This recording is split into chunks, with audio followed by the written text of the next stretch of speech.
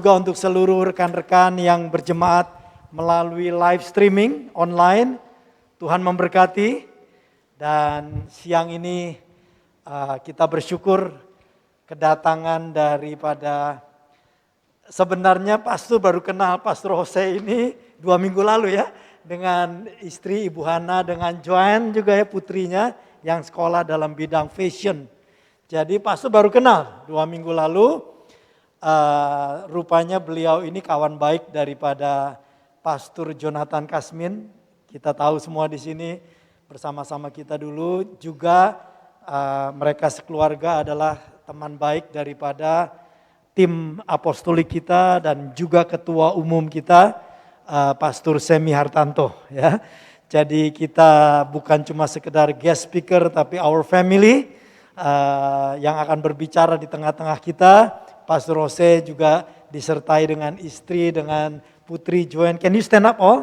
Ya, berikan tepuk tangan buat Pastor Jose dan keluarga ya. Praise the Lord, thank you ya. Praise the Lord ya. Dan tadi saya bilang bahwa perjalanan itu bisa smooth, bisa nanti ada tantangan juga atau kesulitan. Perjalanan pastor dari pagi tadi ibadah dan pelayanan di Owarai, cukup jauh 140 km. Semua lancar. Dari mulai Owarai, pas keluar daripada pintu keluar, di sini cuma 5 km dari sini langsung macet. Jadi saya bilang wow, ini lancar-lancar terus macet. Namanya kehidupan, namanya perjalanan ya. Tapi kita tenang saja. Kita percaya bahwa kita akan sampai di sini dengan baik dan anugerah Tuhan. Kita welcome bersama-sama Pastor Jose yang akan melayani kita dalam firman Tuhan. Berikan sekali lagi tepuk tangan buat Tuhan. Silakan Pastor. Kita. It's okay. Yes, Pastor. Terima kasih. Yes, sama-sama Pastor. Shalom semua, apa kabar? Selamat sore, dan saya nggak tahu bahasa Jepangnya apa nih, selamat sore. Buat saudara yang hadir di sini, dan pertama-tama saya mau bilang terima kasih kepada Pastor Caleb dan Ibu dan seluruh jemaat di FGF di Tokyo ini yang telah membantu kami untuk bisa tiba di tempat ini. Juga salam khusus tentunya, saya nggak tahu Pastor Jonathan Kasmin bakal lihat ini online atau rekamannya apa tidak, tapi dia yang menyebabkan juga dan membantu menghubungkan, dan Pastor Sam yang tentunya have done us a great favor buat kita ada di sini. Oh, lepas ini biar lebih jelas? Oke. Saya janji bicaranya pelan-pelan supaya nggak muncrat jauh-jauh. Saudara orang Indonesia semua kan? Iya, minimal bisa bahasa Indonesia ya. Karena saya nemukan bahwa saudara di sini kalau udah agak lama jadi mirip sama orang Jepang gitu ya. Anak saya baru 3 bulan sudah mirip sama orang Jepang. Apalagi saya tadi dengar ada yang 7 tahun, ada yang 8 tahun. Ya tentunya bahasa tubuh saudara udah mirip dengan orang Jepang, sebentar-sebentar saudara, ya toh. Jakarta kan nggak terlalu begitu ya, orang Indonesia nggak seperti itu. Nah, apa yang saya ingin sampaikan pada saudara, saya rasakan selama 2 minggu ini mungkin akan menjadi sesuatu yang akan membedakan saudara, walaupun saudara belajar dan menghormati budaya yang ada di Jepang, yang baik sekali.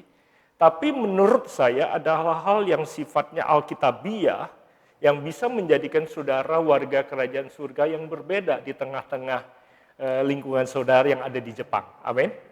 Bahwa saudara betul perlu menghormati budaya yang ada di Jepang dan semua customs yang baik sekali. Menurut saya jarang ketemu negara yang serapih dan sebersih dan setertata itu dan sesopan itu di dunia. Saya tinggal 14 tahun di Jerman, negara yang di kalangan Eropa pun termasuk negara yang mungkin paling bersih, kalau bukan yang terbersih, tapi salah satu dari negara yang paling bersih. Saya selama 14 tahun tinggal di situ, saya keliling Eropa. Saya masih ingat to compare MRT atau subway yang ada di Jerman dengan London misalnya, itu langit dan bumi gitu ya. Jadi faktor kebersihan, kerapihan, ketertataan, memang Jerman juga salah satu yang ada di puncak dunia when it comes to quality ya. Tapi kembali lagi melihat negara Jerman berkaitan dengan cara mereka menjalankan kehidupan, padahal terutama di Tokyo, kotanya begitu sempit, orangnya begitu banyak, tanahnya begitu kecil, mereka bisa mengelola itu semua dengan seperti itu membuat saya sangat amat respect kepada budaya dan orang Jepang. Nah, namun selama 2 minggu ini ada di sini spending time with my daughter yang akan sekolah di sini beberapa tahun, membuat saya kemudian mulai membuka diri untuk Roh Kudus menunjukkan apa sih peran kita sebagai orang Kristen, ya, sebagai orang Kristen dan orang Kristen yang berasal dari budaya di Indonesia, apa yang menjadi kontribusi kita di tengah-tengah budaya yang ada di Jepang. Nah, tentunya dalam 2 minggu ini saya masih dalam tahap belajar, tapi saya merasa bahwa apa yang saya ingin bagikan pada saudara akan memberikan saudara kerangka pikir, minimal saudara bisa pertimbangkan apakah saudara mau menghidupi Alkitab dan kekristenan dalam konteks saudara menjalankannya di Jepang, di mana saudara hidup. Ada yang permanen, ada yang mungkin sementara. Nah, saya ingin memulai apa yang saya ingin bagikan bagi saudara dengan mengutip Keluaran pasal ke-30, ayat ke-22 sampai ayat ke-25. Pastor, di sini ada 36 menit, ini waktunya saya kah? Atau? Oh, betul. Wow, ini panjang sekali. Kalau 36 menit saya bisa nyanyi 3 lagu sambil saya khotbah. Anyway, Keluaran pasal ke-30, saudara mau saya nyanyi? Ini kan banyak yang ragu mereka. Anak saya bilang, please don't. Saya biasanya kalau nyanyi mujizat terjadi, saudara. Saya bisa membangkitkan yang mati, dan saya mampu membunuh yang hidup kalau saya nyanyi. Saudara mau yang mana? Keluaran pasal ke-30, kalau saudara punya Alkitab, kalau saudara mau baca dengan Alkitab saudara, kalau enggak mungkin teman-teman akan mengeluarkan. Dari ayat ke-22, saya baca beberapa ayat sampai ayat ke-25, menjadikan landasan daripada apa yang saya ingin bagikan pada saudara. Dikatakan seperti ini, berfirmanlah Tuhan kepada Musa, ini perintah, perintahnya begini, ambillah rempah-rempah. Orang Jepang tahu rempah kan di sini? Orang Indonesia. Tadi baru kita bilang orang Indonesia itu makanan kita itu rempah semua. Di Jepang nggak terlalu banyak rempah sebenarnya. Kita makanannya rempah semua. Dia bilang ambillah rempah-rempah pilihan. Ini resepnya. Mur tetesan 500 shikal, kayu manis yang harum setengah dari itu, jadi 250 shikal, dan tebu yang baik 250 shikal. Jadi mur, kayu manis, tebu, dan kemudian kayu teja, tik, 500 shikal, ditimbang menurut shikal kudus. Dan kemudian minyak zaitun 1 hin. Base-nya minyak zaitun. Oke? Rempahnya itu mur, kayu manis, tebu. Ada yang kerja di dapur di sini? Ada yang suka di dapur? Nggak ada yang suka. Ada yang suka makan? Semua suka makan, oke. Kalau yang suka masak, kalau lihat resep, itu otaknya langsung bisa memberikan dia aroma. Saya nggak tahu saudara itu kalau baca ini datar aja, atau kebayang ya. Misalnya garam, seiprit, gula, asem, atau apa gitu ya. Otak saudara bisa membayangkannya nggak apa nggak? Nah ini kira-kira resepnya dikatakan mur, kayu manis, tebu, campur minyak ya. Haruslah kau buat semuanya itu menjadi apa? Minyak urapan. Ya, kita seringkali bilang soal minyak urapan, cuman kita nggak tahu baunya itu seperti apa. Nah, kita suka pakai kata bau, sebenarnya itu bahasa Indonesia yang baik dan benar. Aroma itu namanya, katanya yang tepat adalah semerbak. Terutama aroma yang wangi, itu semerbak, fragrance. Ya, kita suka bilang ini baunya wangi. Enggak, kalau bau ya udah bau. Kalau wangi itu semerbaknya wangi. Ya. Jadi ini semerbaknya minyak urapan. So kita sering kali bicara soal minyak urapan, tapi kita nggak tahu aromanya, kita nggak tahu semerbaknya. This is the fragrance. Ini semerbaknya. Jadi kalau saudara cari parfum biasanya kalau cari parfum biasanya ditanya, mau cari yang apa? Yang woody, spicy, atau fruity, atau flowery, betul kan? Summer kita suka pakai yang flowery atau fruity, karena ringan. Winter kita suka pakai yang woody atau spicy. Ya. Nah, kalau saudara lihat resepnya, minyak urapan ini woody spicy karena ada cinnamon, ya ada cinnamonnya. Jadi kalau udah cinnamon, udah Christmas nih biasanya kira-kira seperti itu. Ada cinnamonnya, ada murnya, dan kemudian ada kayunya. Dia woody spicy. Jadi very specific. Nah kemudian perintah Tuhan begini, haruslah kau buat semuanya itu menjadi minyak urapan yang kudus, suatu campuran rempah-rempah yang dicampur dengan cermat. Artinya konsisten. Resepnya ini sangat amat detail. Seperti buatan seorang tukang campur rempah-rempah. Itulah yang harus menjadi minyak urapan yang kudus. Itu yang pertama. Kemudian saya mau cuma kutip bagian saja dari pasal yang sama di pasal ke-30 ayat ke-31 sampai ke-33. Ini aturan main atau pemakaian dari minyak urapan ini. Dikatakan gini, dan kepada orang Israel haruslah kau katakan demikian. Inilah yang harus menjadi minyak urapan yang kudus bagiku di antara kamu turun-temurun. Artinya this recipe will never change and cannot be changed. Gak boleh diubah, gak boleh sesuai dengan penyesuaian, ya. Beda keturunan disesuaikan nggak bisa. This has to be the same in generations.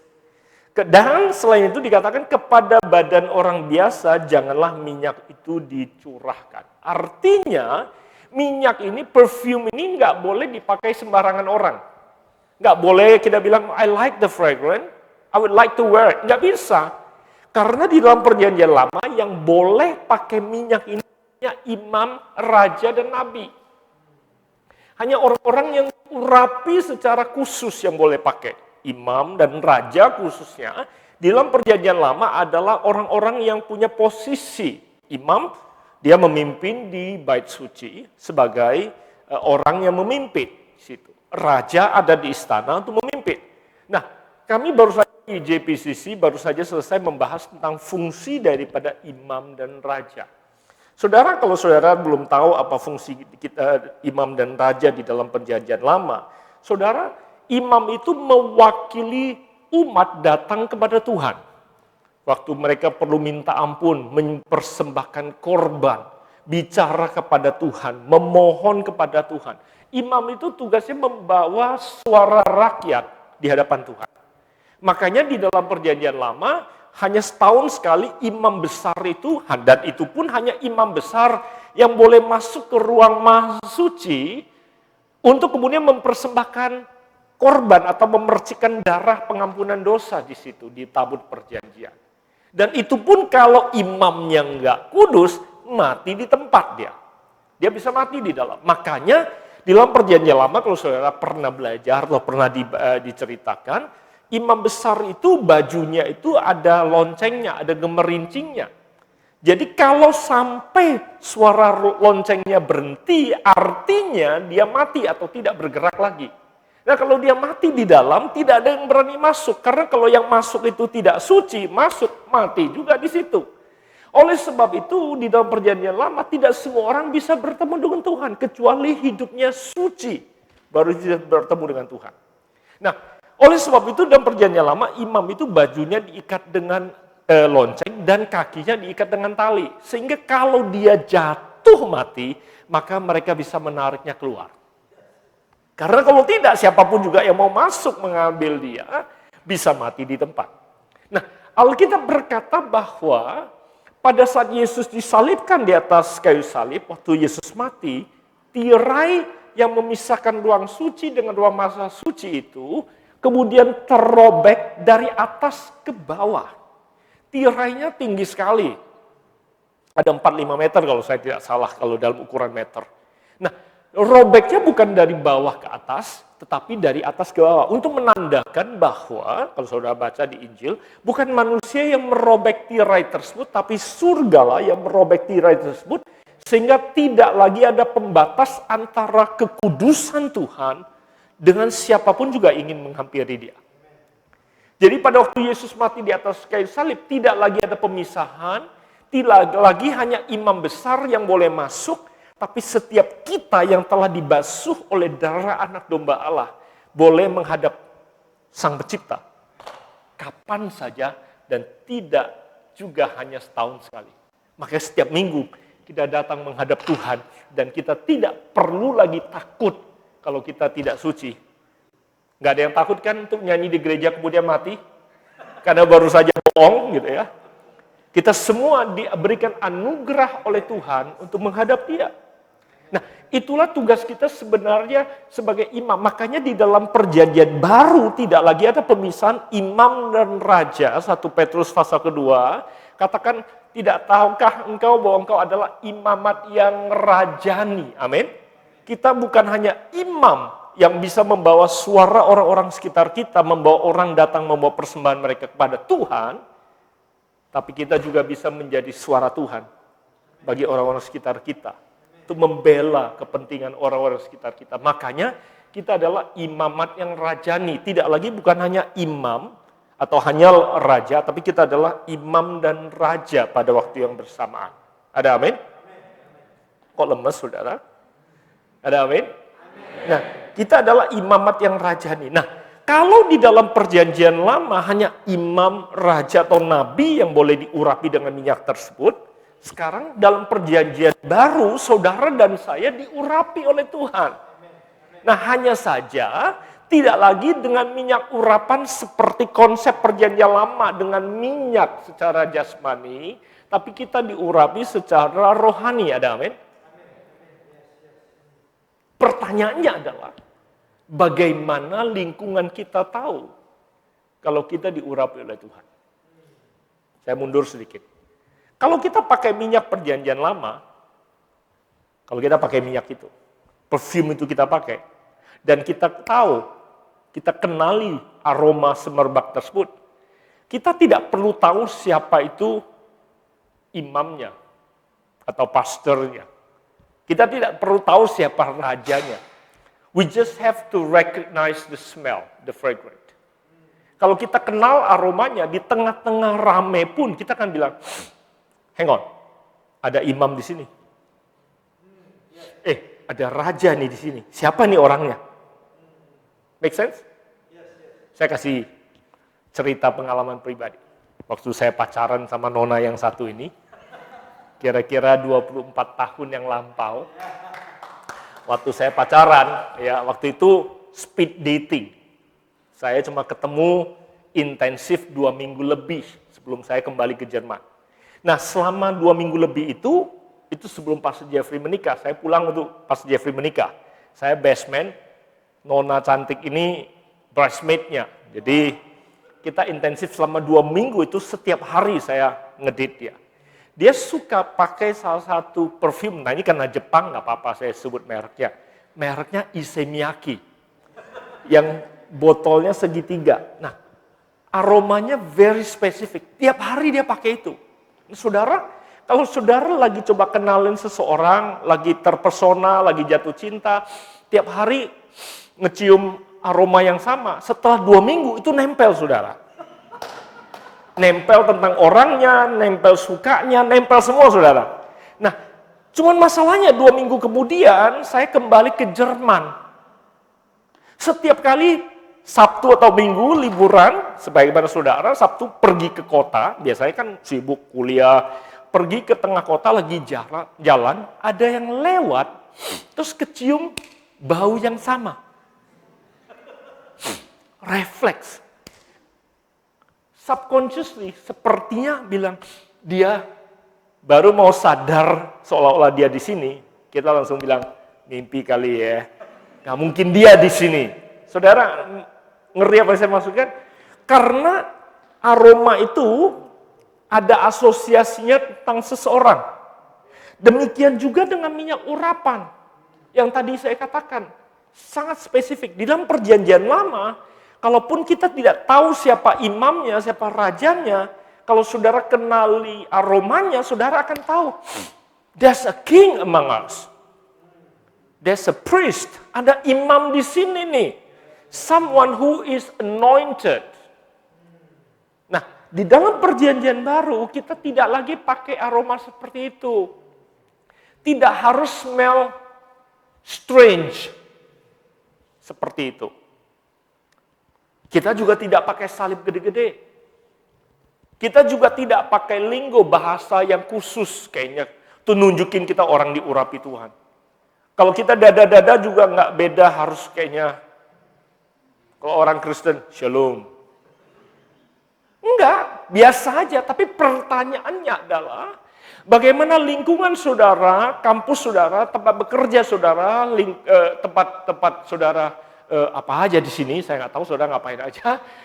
Bagaimana mereka tahu that you are anointed and you are different. Bahwa ada sang hidup, ada Tuhan yang hidup, ada di dalam saudara.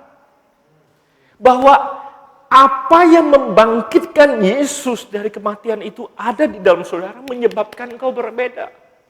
Bukan bahasanya, bukan karena saudara tiba-tiba lagi di subway,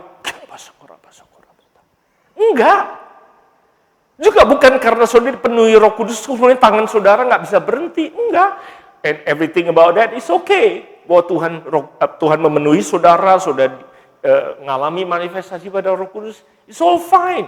Karena itu adalah pekerjaan Tuhan dalam kehidupan kita. Pertanyaannya adalah, bagaimana lingkungan saudara tahu bahwa kau diurapi oleh Tuhan. Itu adalah tantangan buat kita. The same message, saya lemparkan itu pada tempat yang ada di Jakarta. Bagaimana lingkungan kalian tahu bahwa engkau orang percaya, bahwa ada urapan Tuhan dalam kehidupanmu, ada kuasa Tuhan bekerja dalam kehidupanmu, dan mereka kemudian datang membukakan diri kepadamu. Itu pertanyaan yang saya ingin berikan bagi kita semua. Saya tahu di Jepang ini, semua orang Jepang itu dilatih untuk tidak peduli sama atau tidak mencampuri urusan orang lain. Apalagi soal agama. Betul. Kita perlu menghormati itu. Tetapi kita tidak bisa deny bahwa mereka perlu Tuhan. Dan mereka perlu pertolongan. Saudara, saya baru kemarin tulis di Instagram. Saya bilang, saya belum pernah ketemu negara yang memperlakukan segala sesuatu dengan love and respect seperti negara ini. Mereka respect dan mereka betul-betul mengasihi dengan tulus. Tetapi masalahnya adalah itu hanya permukaan saja. Join yang share dengan saya. Di sini yang dia missing adalah really kesempatan untuk build meaningful connection dengan orang yang mendalam. Kita kalau di sini tersesat minta bantuan, betul mereka bantuin, mereka jelasin, bahkan mereka kalau perlu nganterin. Jarang ada budaya yang seperti itu. Mereka nganterin, itu sudah extra mile dibandingkan negara-negara yang lain yang ada. Tetapi, you know what? Nevertheless, that's it. Karena kalau engkau mau masuk lebih dalam kehidupan orang di sini, pintu semua ketutup. Sopan sih, tapi pintu ketutup. Oleh sebab itu, di tengah-tengah keramaian di Tokyo, di Jepang, loneliness is one of the biggest challenge. Saudara bisa merasa sangat lonely walaupun kau ada di tengah-tengah orang. Because you know, they would not care about me. And I should not care about them. Padahal kalau sudah lihat di dalam Injil, apa yang Yesus ceritakan tentang orang Samaria itu, dia melewati berbagai barriers and boundaries. Karena orang Samaria itu tidak bergaul sama orang Yahudi. Orang Yahudi tidak seharusnya bicara sama orang Samaria. Oleh sebab itu waktu Yesus bicara sama perempuan Samaria itu Yohanes pasal keempat bilang, "Hello, hang on, you shouldn't be talking to me." Karena melewati batas. Itulah yang Yesus tunjukkan pada kita semua bahwa betul kita meresponi atau kita menghormati batas. Tapi what if someone opens up dan dia membuka pintu? Apakah itu bukan waktu yang terbaik untuk kita kemudian masuk dalam kehidupan mereka? Untuk kemudian build the meaningful connection. Untuk kemudian menyampaikan kasih dan kuasa yang ada dalam diri kita itu pada mereka. Karena saya yakin betul itu yang sangat dibutuhkan oleh Jepang. Dan dibutuhkan oleh kota Tokyo khususnya. Ada amin? Nah kalau saudara tidak hati-hati dengan ini, saudara kemudian larut dan kemudian saudara terbawa oleh budaya yang ada. Maka pada saat pintu itu terbuka pun saudara tidak bisa menyadarinya. Karena saudara berkata, I shouldn't be entering. Saya tidak seharusnya masuk dalam kehidupan orang. Dan pada saat itulah saudara atau melewatkan kesempatan luput untuk kemudian bisa menyampaikan kasih dan anugerah dan kehidupan yang Tuhan taruh dalam saudara untuk kemudian memberkati orang-orang tersebut. Ada amin?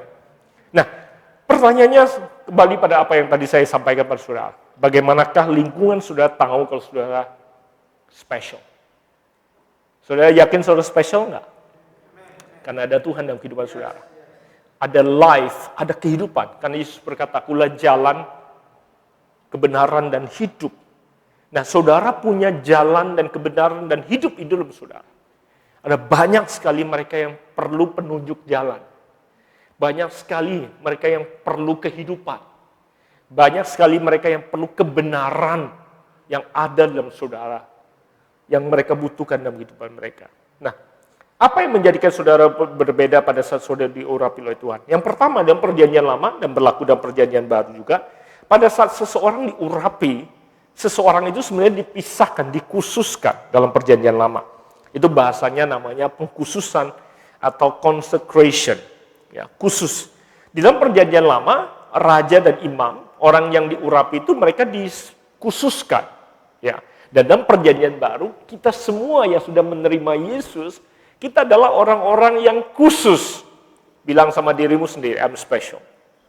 I am special. Amen? Saudara percaya saudara special? Karena ada Tuhan. Nah, karena saudara khusus, saudara diistimewakan, saudara sebenarnya dipisahkan.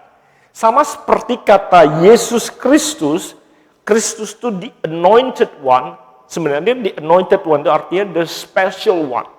Dia yang dipisahkan. Dia dipisahkan atau beda dari yang lain. Nah, pertanyaannya adalah bagaimana lingkungan saudara tahu kalau saudara beda. Ada satu ayat yang saya buka saja, saya kira cukup untuk memberikan poin ini pada saudara. Pengkhotbah pasal ke-10, ayat yang pertama dan ayat yang kedua. Pengkhotbah 10, ayat yang pertama dan ayat kedua berbunyi seperti ini. Lalat yang mati menyebabkan urapan dari pembuat urapan berbuat bau busuk. Lalat yang mati. Di Jepang lalat gede apa kecil? Normal ya. Di Indonesia ada yang gede. Tapi segede-gedenya lalat, saya bayangkan ya. Mungkin nggak sih bikin minyak urapan bau? Kalau bangkai tikus, iya. Bangkai lalat. Masa sih minyak urapan bisa busuk? Itu yang menyebabkan kita miss the point. Makanya Tuhan bilang, hati-hati sama bangkai lalat. Dikatakan, lalat yang mati menyebabkan urapan dari pembuat urapan berbau busuk. Demikian juga, ini jelaskan, sedikit kebodohan lebih berpengaruh daripada hikmat dan kehormatan. Hati orang berhikmat menuju ke kanan, tetapi hati orang bodoh ke kiri. Yang menyebabkan hidup kita, urapan kita rusak seringkali adalah kelalaian, kebodohan yang seringkali kita neglect. Ya pikir, that's fine. Gak apa-apa tuh.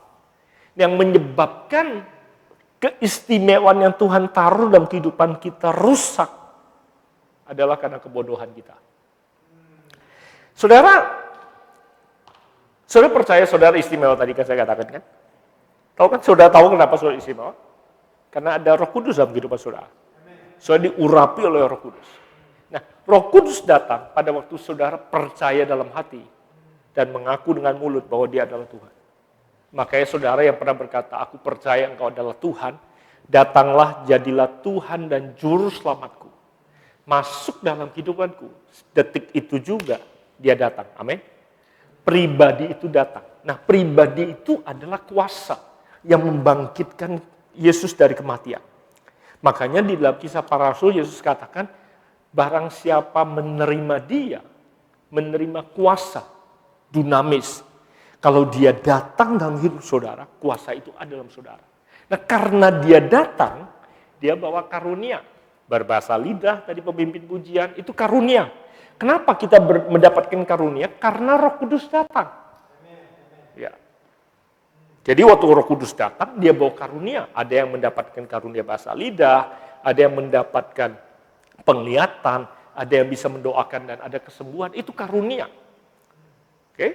Nah, tidak semua langsung merasakan dan mempraktekkan karunia itu walaupun Roh Kudus sudah datang. Banyak orang Kristen Protestan yang berkata, oh tidak lagi ada bahasa lidah.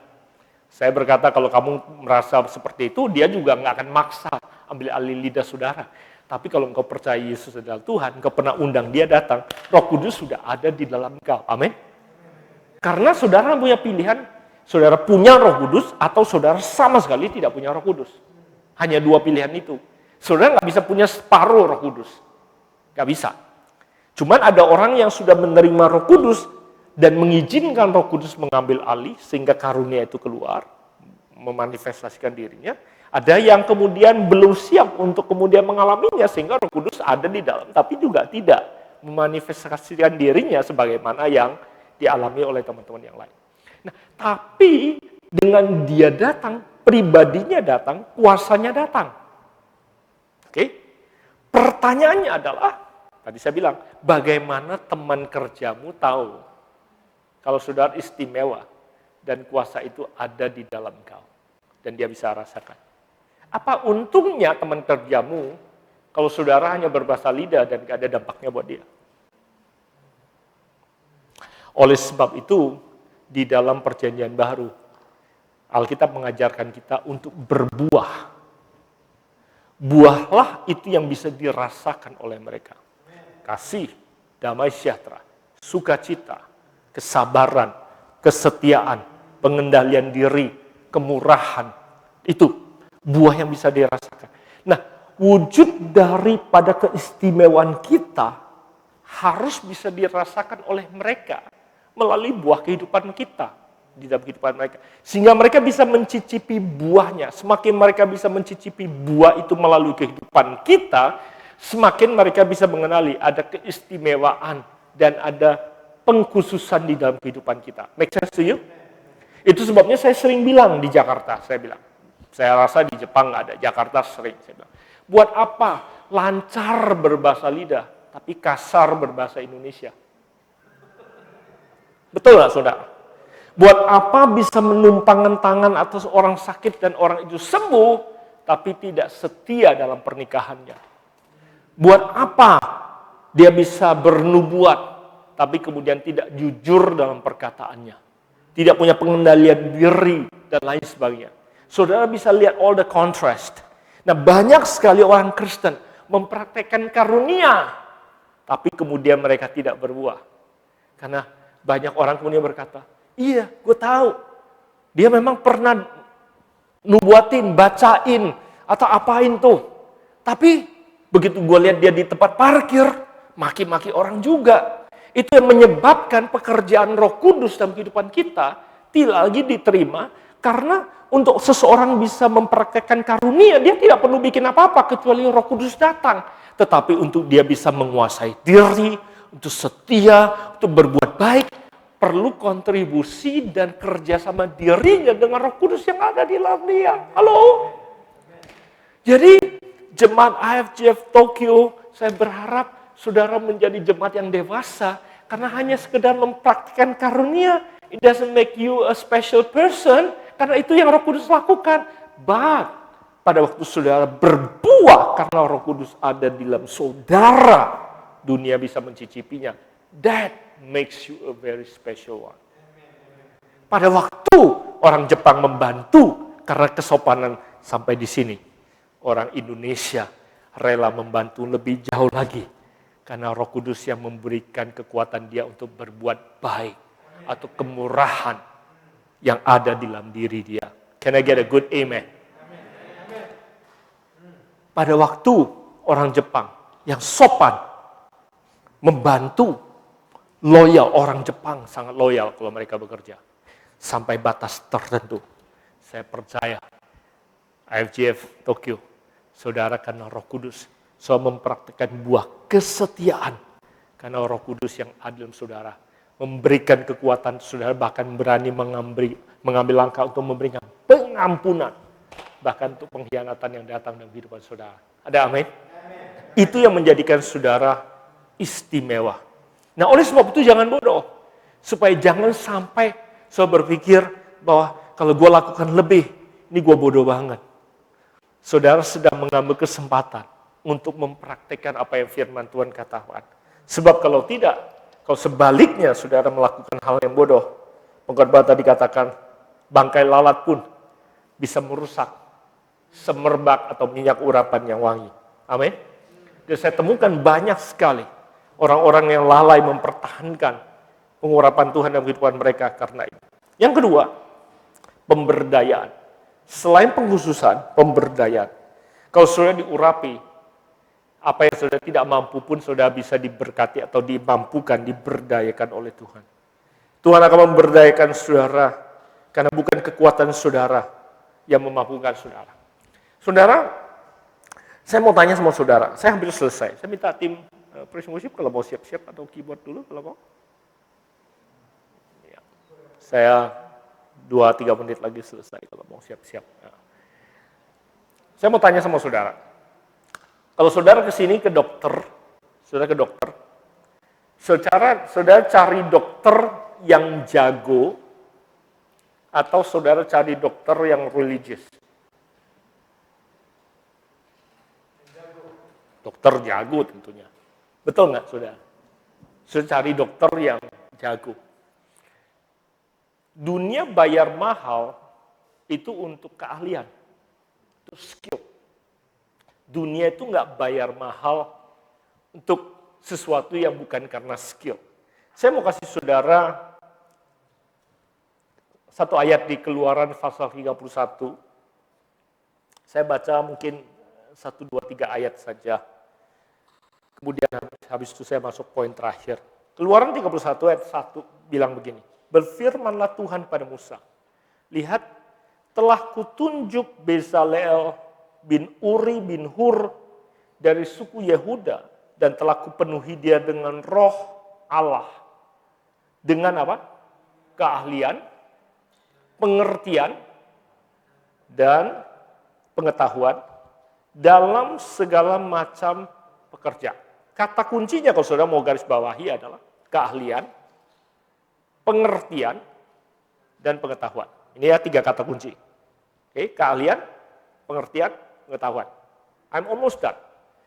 Pengetahuan tidak bisa saudara dapatkan kalau saudara tidak belajar. Maka ini banyak yang mahasiswa. Yang mahasiswa di sini mana? Oh, ada banyak mahasiswa. Makanya saudara belajar. Saudara obtain information. Betul kan? Baca buku, obtain information. Baca. Tapi setelah baca, kudu ngerti, betul nggak? Kamu kuliah apa tadi Singer? Psikologi? Oh, bisnis ekonomi. Berarti dia belajar prinsip bisnis. How about the other one? Tadi yang Singer kamu? Social science. Kalian belajar apa? Interior. Semua bidang itu ada ilmunya, betul kan? Buku-buku pendahulu sudah baca, tapi yang menjadi kunci adalah ngerti. Karena kalau nggak ngerti, habis ujian, lupalah. Kalau yang kita ngerti, sampai kapanpun ingat. Kalau ngerti. Kalau nggak ngerti, habis baca, ujian, nilai boleh tinggi, lupa lagi. Makanya di Matius 13, Yesus bilang, sama seperti benih, kalau nggak berakar, dimakan burung. Tapi kalau ngerti itu bisa berbuah. Kalau mau main dulu udah boleh main. Lagunya Billie Eilish. Ngerti. Nah, pengetahuan kalau diperdalam jadi pengertian. Betul kan? Understanding, knowledge, understanding. Kalau Roh Kudus urapi, then your understanding will become wisdom. Apa itu wisdom? Wisdom adalah solusi pada waktu ada masalah muncul. Sehingga Roh Kudus mengambil pengertian yang ada di otakmu dan di hatimu untuk memberikan jawaban pada dunia yang dunia bilang, wow, how did you do it? Kita cuma bilang, tiba-tiba aja muncul. Tapi kan tiba-tiba muncul karena ada di dalam understanding-nya. Banyak orang karismatik konyol, nggak sekolah, nggak mau belajar, nggak punya understanding, terus minta diurapi. Itu kayak tanah, nggak ada benihnya, minta hujan. Kalau tanah nggak ada benih, kasih hujan, bakal apa yang tumbuh? Kagak ada, yang ada cuman becek-becek saja. Nah, kalau orang Kristen belajarnya rajin, terutama yang kuliah, dan rajin seek understanding in your heart and mind, isi sebanyak mungkin, tinggal engkau diurapi oleh Tuhan waktu Roh Kudus mengurapi engkau. Dan mereka ini tidak takut tantangan, karena tantangan adalah kesempatan untuk dia berbuah. Dia akan bilang, bring it on, problems. Bring it on, karena pada waktu itulah my understanding can become a solution. Dokter, pengacara, insinyur, semua itu hidupnya dari masalah. Kalau nggak ada masalah, nggak perlu ada inovasi. Halo? Semakin besar masalah, semakin besar rewardnya. Semakin tinggi orang yang kau selesaikan masalah, semakin tinggi harganya. Make sense to you? Makanya isi pengetahuan, pengertian, sehingga Roh Kudus mengurapinya. Getting it? And then skill. Skill itu gak tiba-tiba. Kemarin kita nonton Ginting Smile. Percayalah, waktu dia lahir gak bawa raket. Dia lahir nangis sama kayak anak lain. Tapi dari nangis sampai bisa jadi juara dunia. There are hours of practices and discipline. You won't be your best if you don't practice your skill. Jadi kalau mau jadi dokter, kudu tangannya tenang. Apalagi surgeon. Bukan lidahnya lancar. Boleh bahasa lidah. Harus berbahasa lidah. Don't mistaken me. Nah, yang dunia bayar adalah keahlianmu. Solusimu. Lebih dahsyat lagi kalau engkau bawa kehidupan, waktu engkau bawa solusi dimanapun juga Tuhan membawa engkau pergi. Saya percaya dunia perlu anak-anak Tuhan yang diurapi, karena akan ada solusi-solusi yang ekstrim yang datang. Last but not least, selain pengkhususan, selain pemberdayaan tadi ya, empowerment. If Holy Spirit anoints you, you become empowered, specially empowered. Yang terakhir, protection.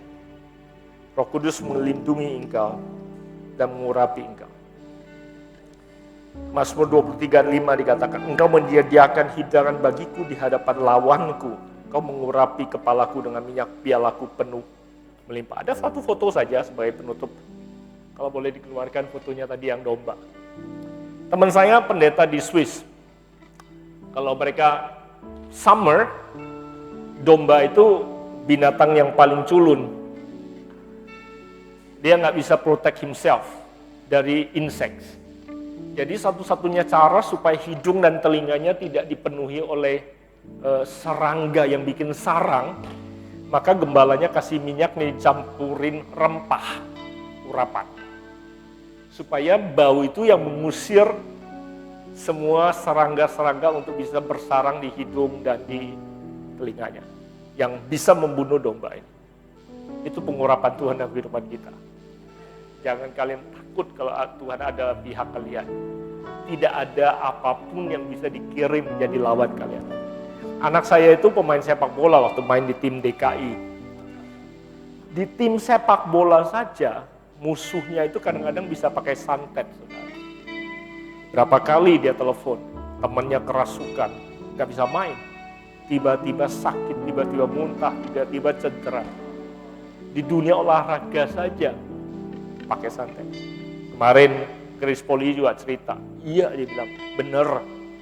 Di bulu tangkis pun sama. Tapi kalau Tuhan ada di pihak, siapa yang mau menjadi lawan? Karena ada Tuhan, ada urapan Tuhan yang menyertai. Amin. Saudara istimewa dikhususkan, saudara akan diberdayakan. dan sudah akan dilindungi oleh Tuhan. Sudah siap untuk jadi berkat bagi Jepang? Mari kita bangkit bersama-sama. Naikkan doa syukurmu kepada Tuhan. Katakan, mengiringmu seumur hidupku.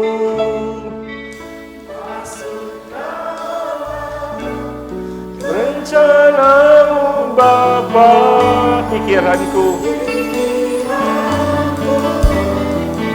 kehendakku ku serahkan padamu.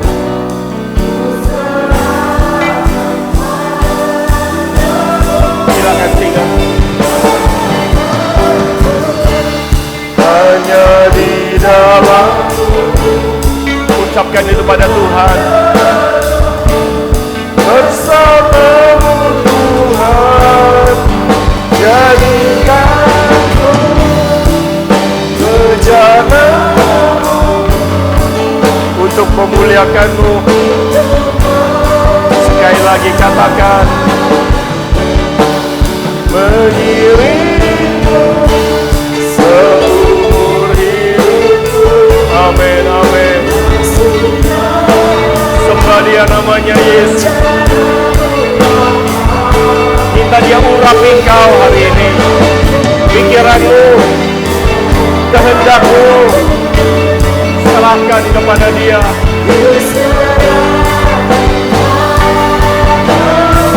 Haleluya. Hanya di dalam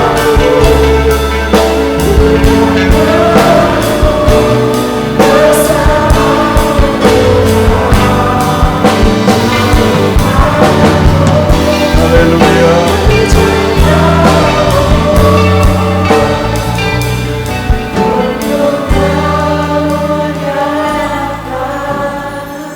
Angkat kedua tanganmu kepada surga.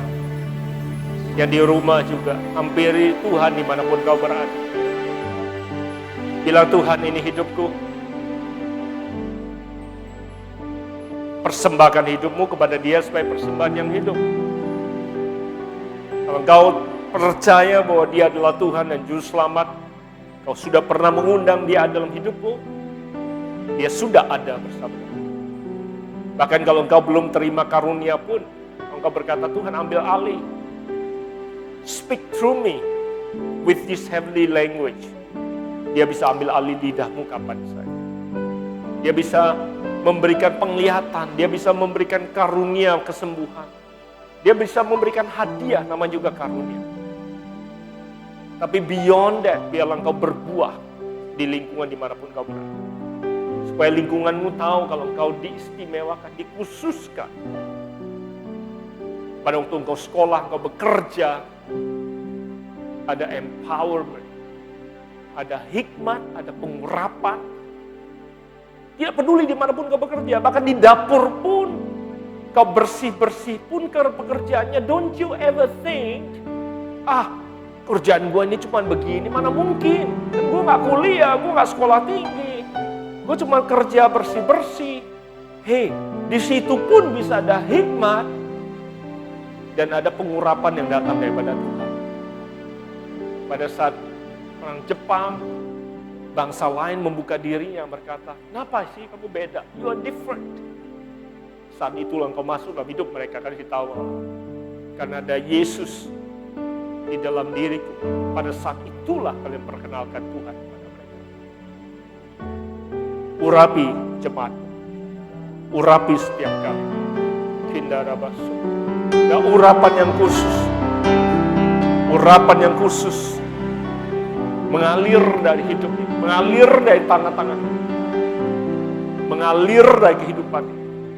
In the name of Jesus. Mengiring. Silakan masuk dalam rencana-Mu Bapa, pikiranku, kehendakmu ku serahkan.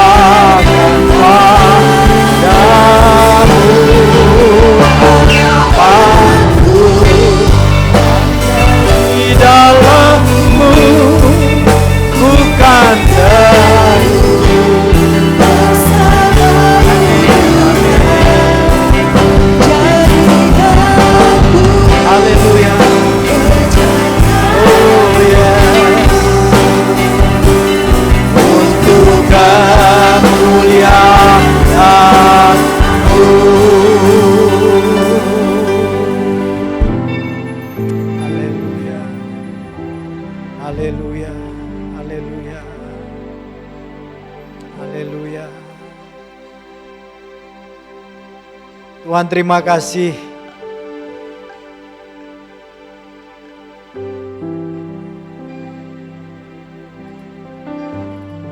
Berikan kami anugerah dan pengertian untuk menangkap firman-Mu Tuhan.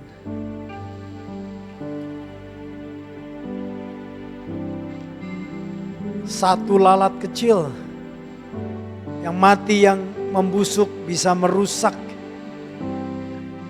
semerbak harum daripada minyak yang luar biasa.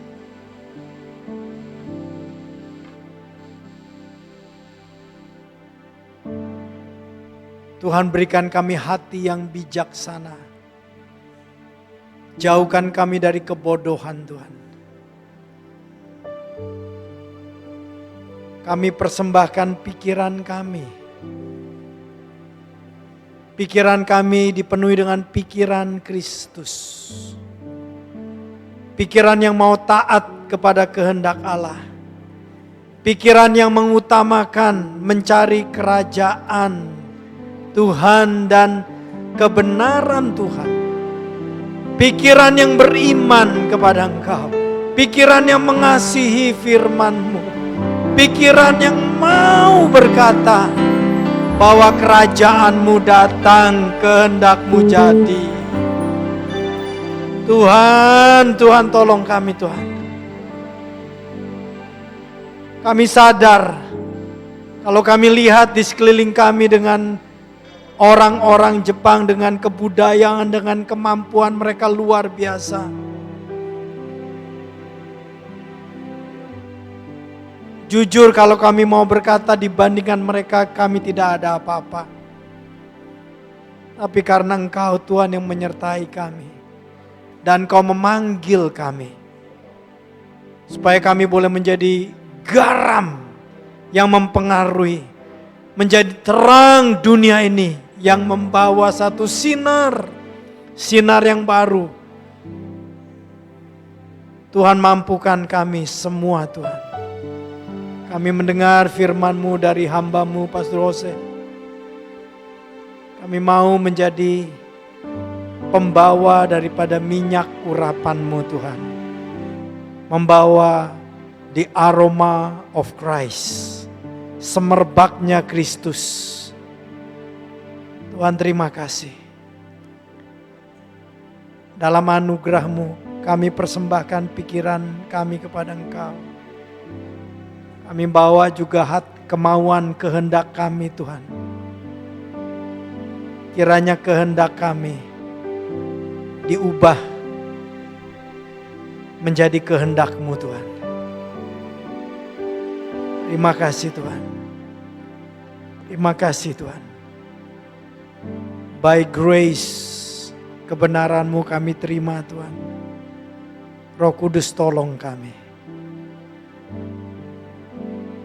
Di dalam nama Tuhan Yesus Kristus. Amin. Amin. Amin. Tuhan memberkati. Silakan bisa duduk. Haleluya.